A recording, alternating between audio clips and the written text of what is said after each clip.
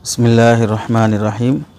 फ़हम Ramzan course के मुहाज़रात और दुरूस में से एक मसला जो रमज़ानुल मुबारक में बकसरत पेश आता है, मुख्तलिफ़ तबक़ात में बाज़ हज़रात कहीं तहज्जुद की नमाज़ जमात से पढ़ने का अहतमाम बनाते हैं, बिलख़ुसूस आखिरी अशरे और ताख़रातों में, और कहीं सलातुत तस्बीह जमात से पढ़ने का अहतमाम करते हैं, और कहीं पर शब क़दर की मुस्तकिल नमाज एहतमाम से जमात के साथ पढ़ने का निज़ाम बनाया जाता है। हासिल ये कि नफिल नमाज़ों को जमात से अदा करने की एक हवा मुख्तलिफ़ लोगों में चलती है और वो उसे सुन्नत समझकर अदा करते हैं। इस सिलसिले में इल्मी नुक्ते नज़र से हमें गौर करना चाहिए कि क्या आप अलैहिस्सलाम से और सहाबा इकराम से नफिल नमाज की जमात तदाई के साथ, एहतमाम के साथ दूसरों को दावत देकर ऐलान करके करना साबित है या नहीं है। उससे पहले बुनियादी तौर पर एक बात वजाहत कर दें कि हमें यह समझना चाहिए कि शरीयत का जो भी अमल है, आप अलैहिस्सलाम ने शरीयत इस्लामिया के हर अमल की जहाँ वजाहत फरमाई है, उसकी खूबी, कमाल और ख़ुसूसियत ये भी है, उस अमल का तरीक़ेकार भी अल्लाह के नबी अलैहिस्सलाम ने हमें दिया है कि हज करना हो तो कैसे, रोज़ा रखना हो तो कैसे, और नमाज़ पढ़नी हो तो कैसे, ज़कात देनी हो तो कैसे। ये सारी चीज़ें नबी करीम सल्लल्लाहु अलैहि वसल्लम ने अमल भी बताया और अमल का तरीक़ेकार भी बताया। और उसके बारे में ये भी आप अल्लाह रब्बुल इज़्ज़त का इरशाद है, तिल्का हुदूदुल्लाहि फ़ला तअतदूहा वमन यतअद्दा हुदूदल्लाहि फ़उलाइका हुमुज़ ज़ालिमून। जहाँ अल्लाह ने बुराई के हुदूद तय करके रखी हैं कि इसे फलाना नहीं चाहिए, क्रॉस नहीं करना चाहिए, वहीं पर नेकियों के बारे में भी अल्लाह ने हदबंदी रखी है कि हद से ज़्यादा आगे नहीं बढ़ना चाहिए वरना जुल्म लाजिम आएगा। चुनांचे हम भी हर अमल में इसी बात के मुकल्लफ़ हैं कि आप अलैहिस्सलाम ने, सहाबा ने जो हमें सिखाया उसी के मुताबिक करें। हम इस बात के हरगिज़ मुकल्लफ़ नहीं हैं कि अपनी तरफ से नए नए तरीक़े ईजाद करें। चुनांचे हम देखें कि अल्लाह रब्बुल इज़्ज़त ने इबादत का जो तरीक़ा हमें दिया है, उस तरीक़े से अगर हट कर कोई आदमी नया तरीक़ा इबादत का शुरू कर ले, मसलन मग़रिब की 3 रकात है, फ़जर की 2 रकात है, ज़ोहर की 4 रकात है, अगर कोई शख्स अल्लाह की मोहब्बत में इत्तिबाए सुन्नत के पेश नज़र फ़जर में 3 रकात पढ़े, मग़रिब में 4 रकात पढ़े, ज़ोहर में 5 रकात पढ़े, तो ज़ाहिर सी बात है उसकी नमाज़ कबूल नहीं होगी, मरदूद हो जाएगी। रकातें बढ़ाना तो दूर की बात, अगर वो शख्स सजदा भी बढ़ा दे, रुकू भी बढ़ा दे, और रुकू सजदा बढ़ाना तो दूर की बात, अगर कोई शख्स मग़रिब की नमाज़ फ़जर में, फ़जर की नमाज़ मग़रिब में पढ़ने लगे, वक्त भी बदल दे, तरीक़ा भी बदल दे, तो ये सारी चीज़ें अल्लाह के नज़दीक मरदूद कहलाएंगी। नमाज में अल्हम्दुलिल्लाह रब्बिल आलमीन से लेकर और सलाम फेरने तक हमको हिदायत हैं कि कैसा करना चाहिए, कौन सी आवाज़ आहिस्ता हो, कौन सी ज़ोर से पढ़ना चाहिए। चुनांचे एक हदीस में यहाँ तक इरशाद है, तिरमिज़ी शरीफ की हदीस से, हज़रत अब्दुल्लाह इब्न मुग़फ़्फ़ल रज़ी अल्लाह तआला अन्हु के बेटे फरमाते हैं, मैंने नमाज में ज़ोर से बिस्मिल्लाहिर्रहमानिर्रहीम पढ़ी तो मेरे वालिद हज़रत अब्दुल्लाह बिन मुग़फ़्फ़ल ने सुनकर फ़रमाया कि बेटे ये बिदात है और इससे बचो। यहाँ समझें कि हज़रत अब्दुल्लाह बिन मुग़फ़्फ़ल सहाबी बिस्मिल्लाह ज़ोर से पढ़ने को बिदात क़रार देते हैं। इससे मालूम हुआ कि बिस्मिल्लाहिर्रहमानिर्रहीम कोई गलत नौज़बिल्लाह जुमला नहीं है, अल्लाह का नाम है, हर काम से पहले बिस्मिल्लाह का हुक्म है। नमाज में ख़ुद क़िरात से पहले बिस्मिल्लाह पढ़ा जाता है, लेकिन आहिस्ता के बजाय ज़ोर से पढ़ा गया, उसे भी सहाबी रसूल ने गवारा नहीं किया है। पता क्या चला कि आप अलैहिस्सलाम ने जैसी तालीम दी है बिस्मिल्लाह पढ़ने की भी वैसे उसी तरीक़े से पढ़ा जाए। आहिस्ता पढ़ा हो तो आप अलैहिस्सलाम की इत्तिबा में आहिस्ता ही पढ़ा जाए। ज़ोर से पढ़ना भी बिदात क़रार दिया हज़रत अब्दुल्लाह इब्न मुग़फ़्फ़ल रज़ी अल्लाह तआला अन्हु ने। दूसरी दलील हमारे नज़दीक हज़रत अब्दुल्लाह इब्न मसूद रज़ी अल्लाह तआला अन्हु से सही रिवायत से साबित है। ये रिवायत सुनन दारमी की है कि बाज़ लोगों को देखा कि मस्जिद में हल्का बनाकर ज़ोर ज़ोर से ला इलाहा इल्लल्लाह का ज़िक्र कर रहे हैं। आपने उन लोगों से फ़रमाया, मैं समझता हूँ कि तुमने बिदात जारी कर ली है, जबकि अभी रसूलुल्लाह सल्लल्लाहु अलैहि वसल्लम के असहाब मौजूद हैं। उसके बाद उन लोगों को मस्जिद से बाहर कर दिया। यहाँ भी देखें कि ला इलाहा इल्लल्लाह का ज़िक्र ख़ुद हदीस में आया है, लेकिन इज्तिमाई तौर पर करना और सब ज़ोर ज़ोर से बैठकर मस्जिद में करना एक नई बात पैदा हो गई, तो उसे इनकार कर दिया कि ये तरीक़ा ज़िक्र का नहीं है। ज़िक्र है लेकिन तरीक़ा ये नहीं है। तो इससे मालूम होता है कि सहाबा इकराम इन चीज़ों में कैसी सख्ती बरतते थे, और ये इस वास्ते है कि इससे कहीं तहरीफ़ और दीन में तब्दीली लाजिम ना जाए। चुनांचे यहूद व नसारा अपने दीन के अंदर जो तहरीफ़ पैदा कर लिए हैं वो इसी तरीक़े से किए हैं कि जो तरीक़े खुदा और रसूल ने उनके लिए कायम करके दिए थे उन हदूद पर वो बाकी नहीं रहे। गुलू पैदा हो गया, शिद्दत पसंदी पैदा हो गई, आखिर ये रंग दिखाया कि उनका दीन मस्ख़ होकर रह गया। इसी बात को हज़रत शाह वलीउल्लाह मुहद्दिस देहलवी रहमतुल्लाह अलैह अपनी किताब हुज्जतुल्लाह अल बालिग़ा में यहूद व नसारा के दीन के तहरीफ़ में और असबाब बयान करते हुए लिखते हैं कि वजह यह भी है कि शिद्दत पसंदी और सुन्नतों और आदाब का ऐसा इल्तिज़ाम कि जैसे वाजिबात का होता है, यहूद व नसारा के राहिबों ने वह आदत शुरू कर ली थी। हुज्जतुल्लाह अल बालिग़ा जिल्द नंबर 1 सफ़ा नंबर 121। तो पता क्या चला कि तारीफ़ नबी करीम सल्लल्लाहु अलैहि वसल्लम का लाया हुआ दीन तहरीफ़ से बचा इसी वास्ते है कि इस उम्मत में अल्लाह ताला ने ऐसे लोगों को पैदा किया जो साबिक़ा उम्मत में नहीं थे, जो तहरीफ़ पैदा करने वालों की तहरीफ़ को जूते की नोक पर रखें और उनकी हैसियत दिखा सकें, और दलाइल की रोशनी में जो हुदूद आप अलैहिस्सलाम ने उम्मत को दिए हैं नबी के दीन को उसी हद पर रह सकें। तो असली चेहरा लोगों के सामने हक़ बयानी के बाद आ ही जाता है कि हम जो कर रहे हैं ये सब कहाँ से साबित हो सकता है।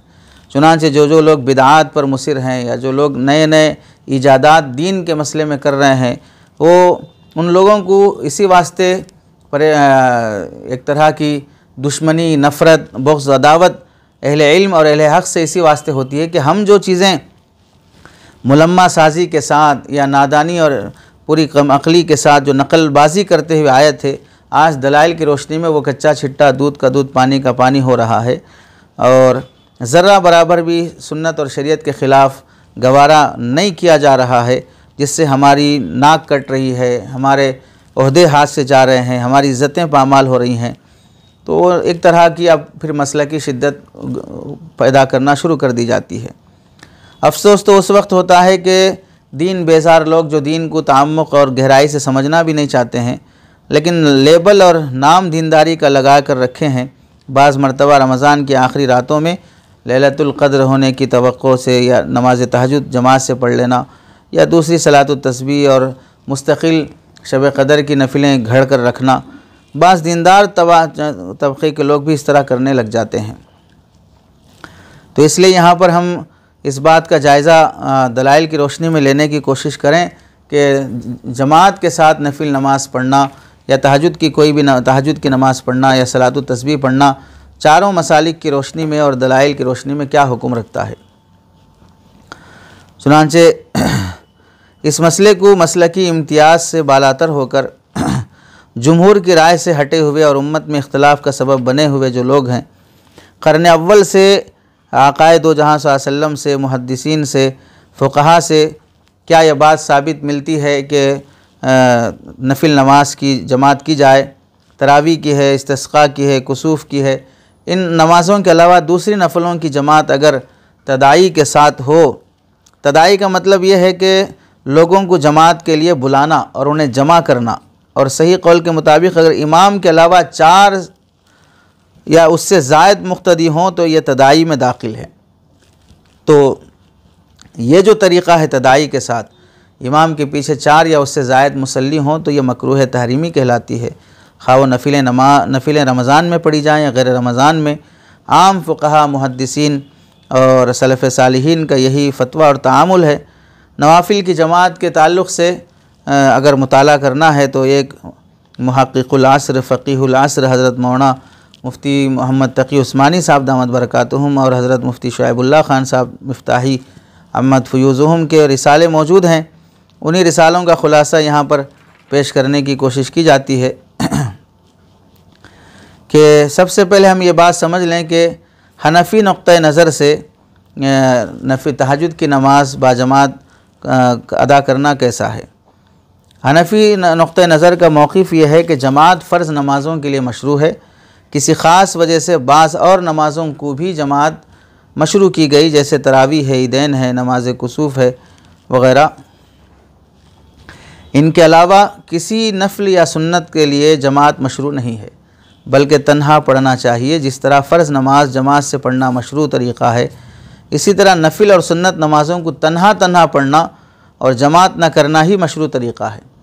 और जैसे फ़र्ज़ नमाज को बग़ैर जमात के तन्हा तन्हा अदा करना गलत तरीक़ा है और नामशरू तरीक़ा है, ऐसे ही नफिल और सुन्नत नमाज़ों को जमात के साथ अदा करना ये गलत और नामशरू तरीक़ा है। चुनांचे इस सिलसिले में अल्लामा ज़फ़र अहमद उस्मानी रहमतुल्लाहि अलैह ने इलाउ सुनन में लिखा है कि अल्लामा इब्न क़य्यिम रहमतुल्लाहि अलैह ने ज़ादुल मआद में फ़रमाया कि रसूलुल्लाह सल्लल्लाहु अलैहि वसल्लम का तरीक़ा सुन्नत और नफिल में घर में पढ़ने का था, मगर कोई उज़्र हो तो मस्जिद में पढ़ते, जैसे आप अलैहिस्सलाम फ़राइज़ मस्जिद में पढ़ते। लिहाजा सुन्नत और नफल में तन्हा पढ़ना सुन्नत मुअक्कदा है, जैसे फ़राइज़ में जमात करना सुन्नत मुअक्कदा है। लिहाजा नफिल की जमात सुन्नत मुअक्कदा के ख़िलाफ़ होने की वजह से मकरूह होगी। अलबत्ता बाज़ फ़ुक़हा ने 4 शराइत जिनको ख़ुलासा किया जा सकता है कि नफिल नमाज पढ़ने के लिए जमात के साथ 4 बुनियादी शर्तें हैं। नंबर 1 ये है कि किसी तरह भी ऐलान और शोहरत ना हो कि फ़लाँ जगह पर तहज्जुद की नमाज या फ़लाँ नमाज जमात के साथ होगी। नंबर 2, और उस जमात का चाहे नफिल नमाज जो की जा रही है एहतमाम ना किया जाए, जैसे फ़राइज़ का एहतमाम किया जाता है, अज़ान होती है, इक़ामत होती है, लोगों को बुलाया जाता है। इस तरह एहतमाम के साथ, पाबंदी के साथ 5 वक्त की नमाज जमात से होती है, ऐसे रमज़ान के आखिरी अशरे में पाबंदी के साथ तहज्जुद की या कोई भी नमाज जमात से होती हो। तीसरी शर्त यह है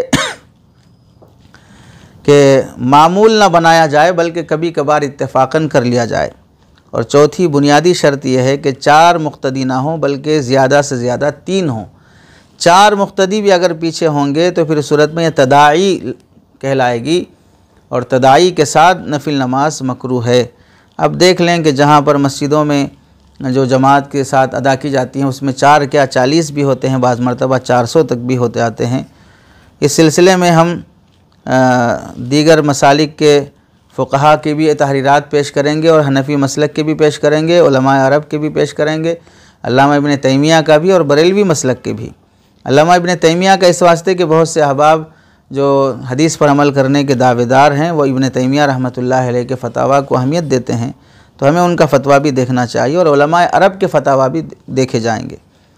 इमाम मालिक और इमाम शाफ़ई का मसलक हम देखें।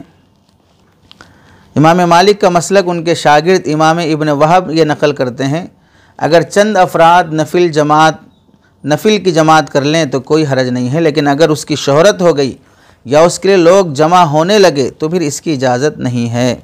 फ़तहुल बारी जिल्द नंबर 3 सफ़ा नंबर 62। मुल्ला अली क़ारी रहमतुल्लाह अलैह की शरह शमाइल से इलाउ सुनन में नक़ल किया गया, उन्होंने फ़रमाया मुल्ला अली क़ारी ने कि इब्न हजर हैसमी शाफ़ई और शाफ़ई मज़हब के दीगर उलमा ने तसरीह की है कि नफिल में जमात करना मशरू नहीं है। इलाउ सुनन जिल्द नंबर 7 सफ़ा नंबर 63-83। ऐसे मुल्ला अली क़ारी रहमतुल्लाह अलैह फरमाते हैं, फ़ुरू में तसरीह कर दी गई है कि जब 4 मुक़्तदी हों तो नफिल की जमात तमाम फ़ुक़हा के नज़दीक मकरूह है। इससे साबित हुआ कि नफिल नमाज की कराहत इमाम शाफ़ई रहमतुल्लाह अलैह के पास भी, इमाम मालिक रहमतुल्लाह अलैह के पास भी और इमाम शाफ़ई जो इब्न हजर हैसमी हैं इनके पास भी ये जमात मकरूह की हैसियत रखती है।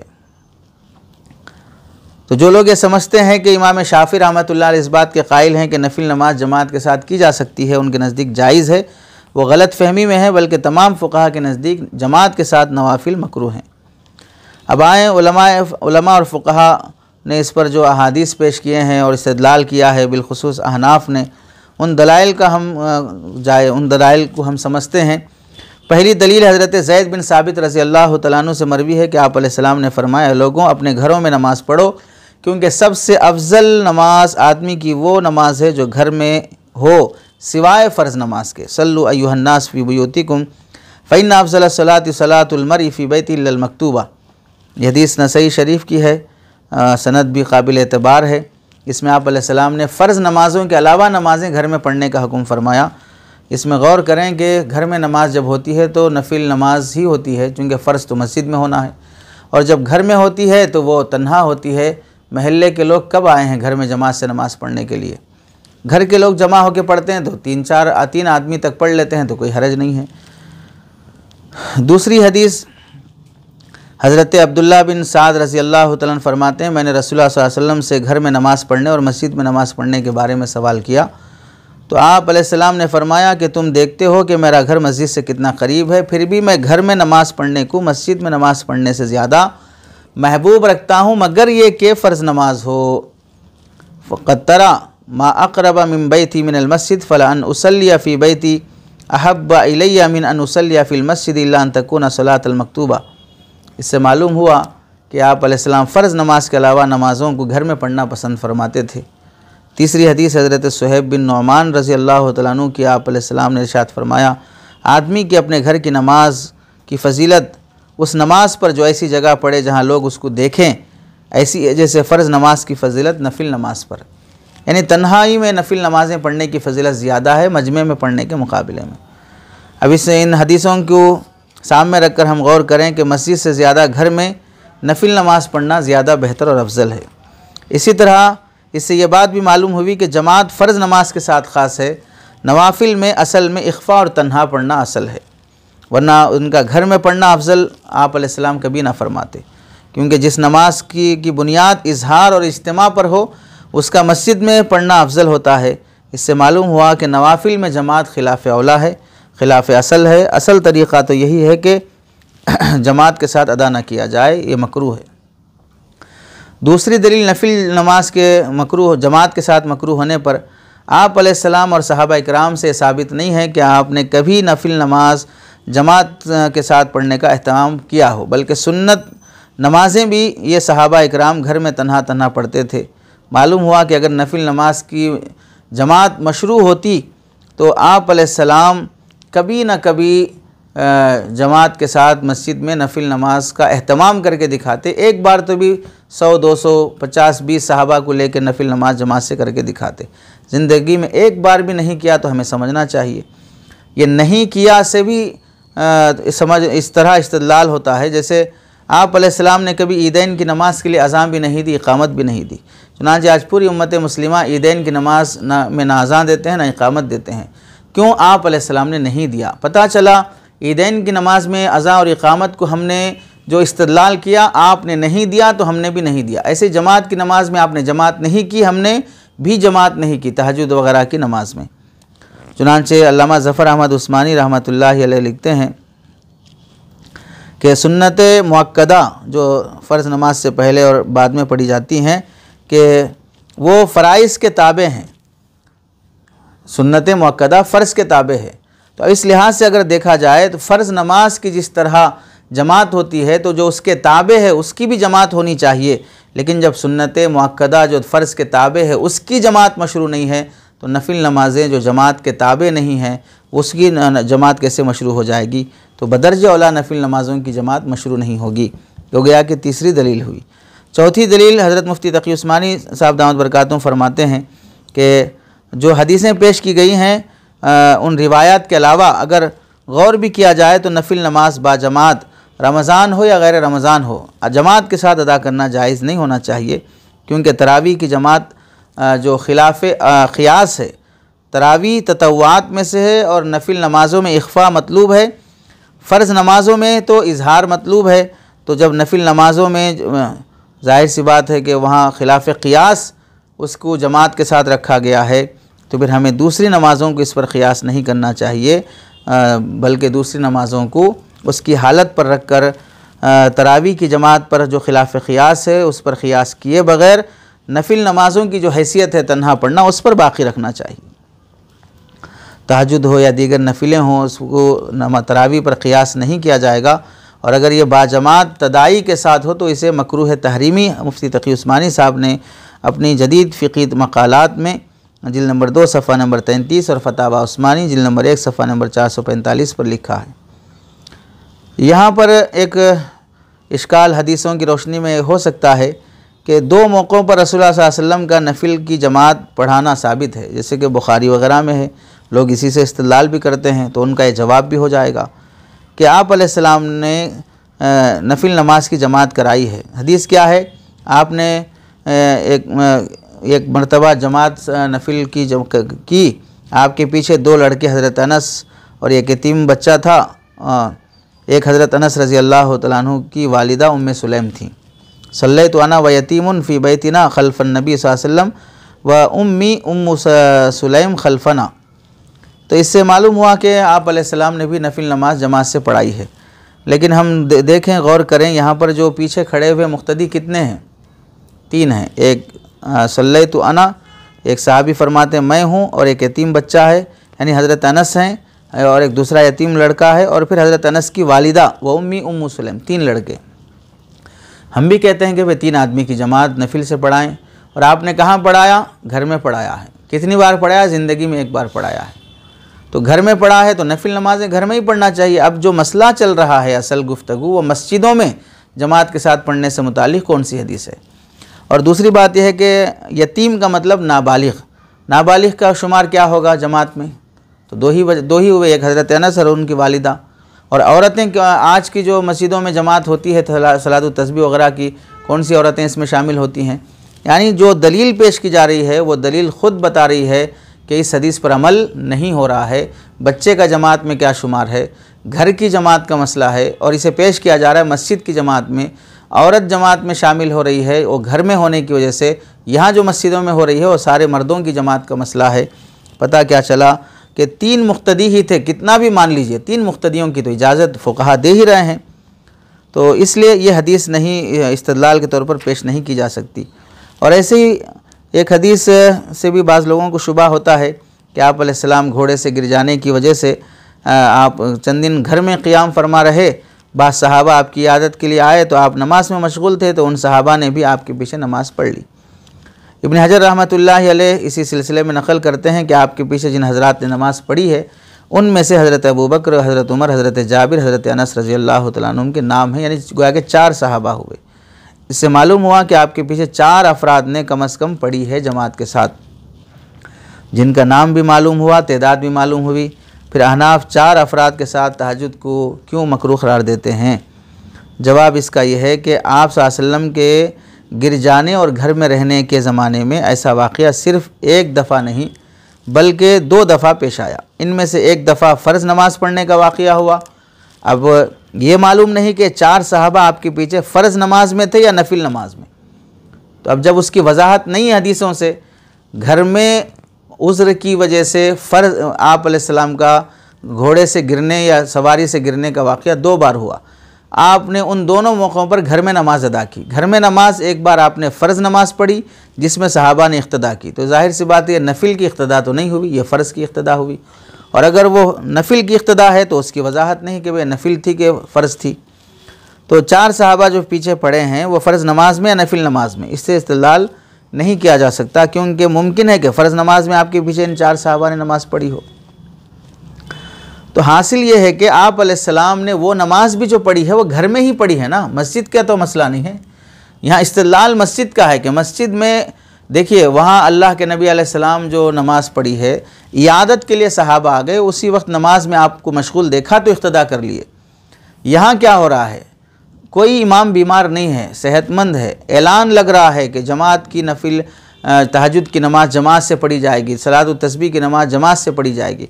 कहाँ आप अलैहिस्सलाम अपने नमाज में मशगूल होना और कोई सहाबी इयादत के लिए आकर इक़्तिदा कर लेना, और कहाँ आज का निज़ाम के मुस्तकिल तशहीर के साथ, ऐलानात के साथ जमात की नमाज नफिल की वगैरह की पढ़ाने के लिए मुस्तकिल दावत देना और बुलाना। दोनों में कितना ज़मीन आसमान का फ़र्क है, एक घर में और एक मस्जिद में, एक बुलाकर और एक इत्तफ़ाक़न। ये समझने वाली बात है। इस्तिदलाल का तरीक़ा भी आदमी को समझना चाहिए कि किस हदीस से क्या इस्तिदलाल साबित हो सकता है। उलमाए अहनाफ में देखें, अल्लामा शामी रहमतुल्लाहि अलैह ने मुख्तलिफ़ मौक़ों पर जमात के साथ नमाज़ पढ़ने के सिलसिले में लिखा है कि नफिल नमाज में जमात गैर मुस्तहब है। फिर अगर कभी कभी इत्तफ़ाक़न कर ली जाए तो मुबाह हो गया, यानी मुस्तहब नहीं होगी, अब जायज़ रहेगी बस। और अगर उस पर आदत कर ली जाए तो यह बिदात और मकरूह है, क्योंकि मुतवारस तरीक़े के ख़िलाफ़ है। फतावा शामी जिल्द नंबर 2 सफ़ा नंबर 48।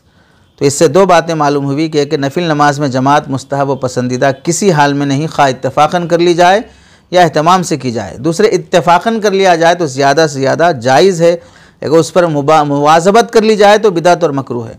तो आजकल जिन मसाजिद में तहज्जुद की जमात होती है वो इत्तेफाकन थोड़ी होती है, एहतमाम से होती है, एक दूसरे को बुलाया जाता है, ऐलानात किया जाता है, बहुत से लोग उसमें शिरकत करते हैं। तो ये बिदअत नहीं है तो फिर क्या है? अल्लामा शामी की तसरीह के मुताबिक। रशीद अहमद गंगोही रहमतुल्लाह अलैह लिखते हैं, जमात नवाफिल की सिवाय उन मौक़े के जो हदीस में साबित है मकरूह तहरीमी है। फ़िक़ा में लिखा है कि अगर तदाई हो और तदाई से मुराद 4 आदमी मुख्तदी हों तो फिर वो जमात सलात कुसूफ, तरावी, इस्तिस्क़ा की दुरुस्त है और बाकी सब मकरूह है। अल्लामा अनवर शाह कश्मीरी रहमतुल्लाह अलैह फरमाते हैं, नफिल नमाज में जमात नहीं है, इसके लिए बुलाना मकरूह है। फ़ुक़हा ने कहा कि नवाफिल में जमात मकरूह है सिवाय रमज़ान के यानी तरावी में। और बाज़ गबी लोगों ने इनकी मुराद को नहीं समझा और उसको मुतलक़ नफिल में शामिल कर किया और रमज़ान में जमात के जवाज़ पर मामूल किया। यानी फ़ुक़हा की मुराद इससे सिर्फ़ तरावी है ना कि दूसरी नमाज़ें। यानी सिर्फ रमज़ान में तरावी, रमज़ान में जमात की इजाज़त है का मतलब रमज़ान में कौन सी नमाज़ पढ़ी जाती है? आम तौर से तरावी ही पढ़ी जाती है, तहज्जुद तो पूरे साल पढ़ी जाती है। तो रमज़ान में जमात की इजाज़त देने का मतलब है तरावी की इजाज़त देना है, बस उसे तहज्जुद की इजाज़त मुराद नहीं है। जो समझते हैं वो गबी किस्म के लोग हैं। यह हज़रत अल्लामा अनवर शाह कश्मीरी फरमाते हैं। हज़रत थानवी रहमतुल्लाह अलैह की इसमें सराहत मौजूद है कि जमात तरावी के अलावा दूसरी नफिल नमाज़ों के सिलसिले में तो आपने फरमाया मुक्तदी 1 या 2 हों तो कराहियत नहीं, अगर 4 हों तो मकरूह है, अगर 3 हों तो इख्तिलाफ है कि मकरूह है कि नहीं है। तो इसमें भी आपने इजाज़त नहीं दी है। अल्लामा हज़रत जी मौलाना यूसुफ़ साहब कांधलवी रहमतुल्लाह अलैह दावत व तबलीग के साथियों के लिए अगर होता है तो दुर्र मुख्तार में शरह अमानिल अहबार शरह मानिल आसार में आप लिखते हैं कि रमज़ान की वित्र में जमात मुस्तहब है और रमज़ान के अलावा दूसरे दिनों में वित्र में और नफिल नमाज में तदाई के साथ जमात मकरूह है। हाशिया अलामी-उद-दिरारी जिल्द नंबर 1 सफ़ा नंबर 95। इसके अलावा कई फ़ुक़हा इकराम 17 फ़ुक़हा इकराम के सिर्फ़ हमने यहाँ पर हवाले नक़ल किए हैं। अल्लामा ताहिर बिन अब्दुर रशीद बुखारी ने खुलासतुल फ़तावा जिल्द नंबर 1 सफ़ा नंबर 63 पे, अल्लामा इब्राहिम हलबी ने शरह मुनियतुल मुसल्ली जिल्द नंबर सफ़ा नंबर 432, मलिकुल उलमा अल्लामा कासानी बदायुस सनाए जिल्द नंबर 1 200 सफ़ा नंबर 298, अल्लामा इब्नुल बज़्ज़ाज़ कुरदुरी फ़तावा बज़्ज़ाज़िया अला हामिशिल हिंदिया जिल्द नंबर 4 सफ़ा नंबर 29, अल्लामा इब्न नुजैम मिस्री अल बहरुर राइक़ जिल्द नंबर 2 सफ़ा नंबर 52, इब्न हुमाम फ़तुल क़दीर जिल्द नंबर 1 सफ़ा नंबर 438, अल्लामा शुरुम्बुलाली जिल्द नंबर नूरुल इज़ा सफ़ा नंबर 95, क़ाज़ी सनाउल्लाह पानीपत्ती मालाबुद्दमीन जिल्द सफ़ा नंबर 7, मुजद्दिद अल-फ़सानी अपने मकतूब नंबर 131, शेख खलील अहमद सहारनपुरी बज़लुल मजहूद जिल्द नंबर 2 सफ़ा नंबर 332, शेखुल हदीस ज़करिया साहब रहमतुल्लाह अलैह नवजज़ुल मसालिक जिल्द नंबर 2 सफ़ा नंबर 70 और हज़रत मौलाना मुफ्ती शफ़ी साहब रहमतुल्लाह अलैह जमात तहज्जुद रमज़ान में, मुफ्ती अज़ीज़ुर रहमान साहब फ़तावा दारुल देवबंद जिल्द नंबर 4 सफ़ा नंबर 222, अल्लामा ज़फ़र अहमद उस्मानी एला सुनन जिल्द नंबर 7 सफ़ा नंबर 18, मुफ्ती महमूद हसन साहब गंगोही रहमतुल्लाह अलैह फ़तावा महमूदिया जिल्द नंबर 2 सफ़ा नंबर 160, अल्लामा अब्दुल शकूर लखनवी इल्मुल फ़िक़ा जिल्द नंबर 2 सफ़ा नंबर 97। अल्लामा इन हज़रात ने साफ़ लिखा है इमदादुल अहकाम वग़ैरह में कि जमात की नमाज मकरूह है, तहज्जुद की हो या कोई और हो। बरेलवी मसलक के आलिम दीन जो अपने तबक़े में मुस्तनद मौलाना हकीम अबुल आला मोहम्मद अमजद अली आज़मी रिज़वी अपनी मशहूर किताब बहारे शरीयत इसमें फ़रमाते हैं नवाफिल और अलावा रमज़ान के वित्र में अगर तदाई के तौर पर जमात हो तो मकरूह है। तदाई के माने ये हैं कि 3 से ज़्यादा मुख्तदी हों तो फिर नफिल नमाज की जमात मकरूह है। अल्लामा इब्न तैमिया रहमतुल्लाह अलैह ने बाजमात नफिल नमाज की 2 किस्में की हैं। एक उसके लिए जमात सुन्नत है जैसे कि नमाज कुसूफ, इस्तिस्क़ा, तरावी कि ये किस्म हमेशा जमात के साथ अदा की जाती है और ये सुन्नत है। दूसरी किस्म वो नफिल जिसके लिए जमात मसनून नहीं है जैसे रात की नमाज यानी तहज्जुद और सुन्नत मुअक्कदा नमाज़ें, चाश की नमाज, तहियतुल मस्जिद वग़ैरह।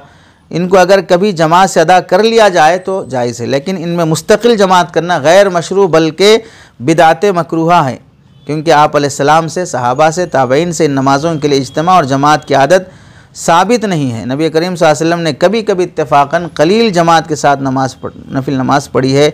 मजमुआ फतावा इब्न तैमिया जिल्द नंबर 23 सफ़ा नंबर 413। तो अब इसमें देखें, अल्लामा इब्न तैमिया हम्बली मसलक हैं, तो इमाम अहमद बिन हम्बल रहमतुल्लाह अलैह के मसलक के एक बड़े आलिम दीन जो हम्बली मसलक अरब में चलता है, सऊदिया के दाने पानी से जो मुतासिर हैं, उन्हें समझना चाहिए कि अहले अरब का और इब्न तैमिया का हवाला देते रहते हैं। तो यहाँ देखें इब्न तैमिया क्या फरमाते हैं।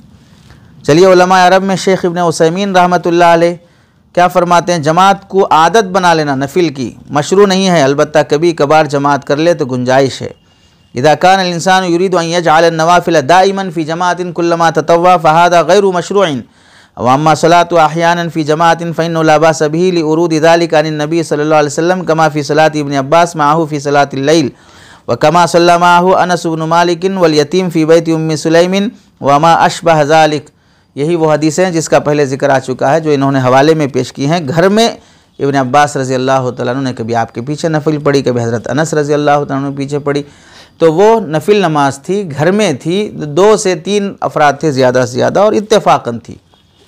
शेख उसैमीन रहमतुल्लाह अलैह उलमा अरब में से बहुत काबिल एतबार और बहुत इल्मी शख्सियत हैं। शेख मोहम्मद शनक़ीती रहमतुल्लाह अलैह का फतवा तहक़ीक़ के बाद मुहक़्क़ीक़ीन की बात ही अज़र मालूम होती है कि नफिल नमाज की जमात को दो सूरतें हैं। बिलक़स्द नफिल की जमात बनाना ये बिदात है, इत्तेफ़ाक़न नफिल की जमात कर लेना जायज़ है। बिलक़स्द जैसे मस्जिद में जाने के बाद कोई कहता है चलो उठो हम ज़ोहर की सुन्नत जमात से पढ़ लेते हैं, या कोई और नफिल नमाज मसलन रात सोते वक्त नफिल नमाज जमात से पढ़ के सो जाएंगे, दीन में इजाफ़ा व बिदात है, ये अल्लामा शनक़ीती कहते हैं। तो इन तमाम इबारात से मालूम हुआ कि नफिल नमाज जमात से पढ़ना मकरूह है। हमारे उलमाए देवबंद में से शेखुल इस्लाम हज़रत हुसैन अहमद मदनी रहमतुल्लाह अलैह क़ियाम रमज़ान जो रिसाला है, क़ियाम रमज़ान जो लफ्ज़ है, उससे कई मरतबा जमात के साथ तहज्जुद वगैरह पढ़ने का निज़ाम बना है। लेकिन उस सिलसिले में हज़रत मुफ्ती तक़ी उस्मानी साहब दामत बरकातुहुम ने जदीद फ़िक़ही मक़ालात में बहुत तफसीली तौर पर हज़रत की फ़िक़ही इबारात का बेहतरीन अदब के दायरे में रहकर जवाब दिया है। उसका मुताला करना चाहिए। साहिब ज़ौक़ शख्स और फ़िक़ह से मुनासबत रखने वाले शख्स को जदीद फ़िक़ही मक़ालात में हज़रत का ये मक़ाला बहुत एहतमाम से पढ़ना चाहिए कि किसी गलत आदत को कैसे ख़त्म किया जाता है और उसके इस्तिदलाल को कैसे जवाब दिया जाता है और अदब का भी एहतराम कैसे रखा जाता है। तो ये ख़ुलासा है कि नफिल नमाज़ें जो हमारे यहाँ जमात से पढ़ी जाती हैं वो सुन्नत से साबित नहीं है, नहीं पढ़ना चाहिए। नफिल नमाज दरअसल अल्लाह से इनफरादी मुलाकात है और स्पेशल VIP मुलाकात होती है नफिल नमाज के ज़रिए से अल्लाह से। तो हमें नफिल नमाज को तन्हाई रखना चाहिए, जमात से नहीं करना चाहिए।